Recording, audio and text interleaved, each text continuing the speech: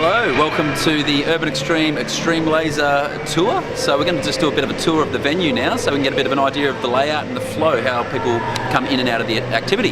So if we come over this way, you can see here we've got two doors on the right. The right hand door is my tech room. Left hand door there is the exit. So as people are exiting the game, they'll come out of there. We have the front counter here, so often this is where we'll be organising the games and greeting customers and all that kind of thing. Just to the left over here, there's a display screen, so that'll be used in tournament play. That's used as a tournament scoreboard, but on weekends and stuff like that, we use that as a display board for advertising and other things. This is the scoreboard area here, so when people exit the game, they'll come out to this area here to check their scores. And the way the scoreboard works is that they all have a name on the back of their laser. They just remember that name and they come and check it at the end so they can get their score. We'll go a bit more into that later.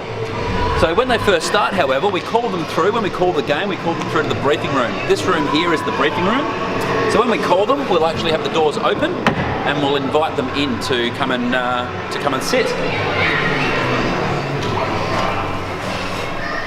So what will happen is the guests will sit in this area here. Even though we've got a screen, we don't actually show them a video. We can if we want to. If we get really stuck and we need to show video instead of doing a manual briefing, we will. That will happen if we're short of staff, or if we've got staff that aren't trained up on doing briefings, but we haven't got to that point yet, which is good. And then what we do, once everybody is in the room, we get into the briefing, and we'll go more deep into that in a later video.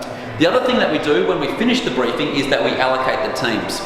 We always allocate the teams in this room before we go in, and that's to avoid any kind of chaos that will happen as people are grabbing their packs in the next room.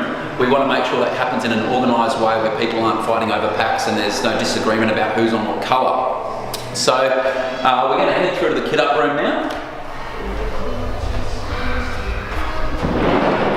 When we do invite people into this room, we always open the door for them and then allow them in. The reason for that is that we don't want like a stampede of people climbing over each other to get into the room when they're going to get their packs. So we open the door, we let them go in, and then if anybody's like rushing too hard, we can just gently touch them on the shoulder just to ask them to slow down a little bit.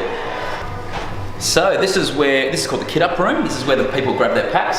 As you can see at the moment we have 4 racks. We've got red racks, so they've got red packs on there. We've got blue racks, blue packs on there, green racks, green packs, and we've got pink on this side. We can actually have up to 8 colours. Typically we just stick to the 4. If we go every man for himself, people just grab any pack and it'll just go to a random colour at the start of the game.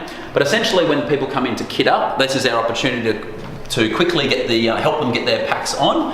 We'll go through a quick initiation, like a little spiel that we say before the game. We check that they know how to handle their equipment properly, and then we send them into the game. Once the game has started, we have a role called marshalling, which is basically having somebody walk around the arena and watch out for what's happening. We're going to go very deep into marshalling in a later video, but basically being a marshal is about being the fun police. So we're making sure everybody's having a good time, and a big part of that is people knowing how to use their gear properly. So particularly in a group's first game, we're on the hunt for anybody that might not have their hand on the hand sensor or might not be able to use the equipment properly. We're also looking out for anybody who might be breaching the rules. Usually the no running rule is the most common one. And we also are keeping an eye out for that the fog and the music in the arena are on and at a good level. We want the right amount of fog and the right amount of music. Now, when this game is running, on a typical day where we have a really busy day and we have games back to back, what will happen is that there'll be the next group getting loaded into the briefing room, which we were in just earlier, and they will be getting briefed and prepared for the game while this game is running. And that way there's no downtime in between games. As soon as one game finishes, they will come in, hang their packs up, leave out of the exit door, which is just here.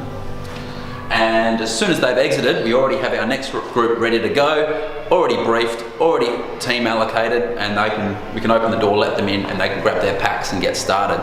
So that's typically how the flow of the laser tag works. And now what we're going to do is we're going to drill into each of those little areas a little bit deeper so that we can get a bit more clear on exactly what to do for all those different roles.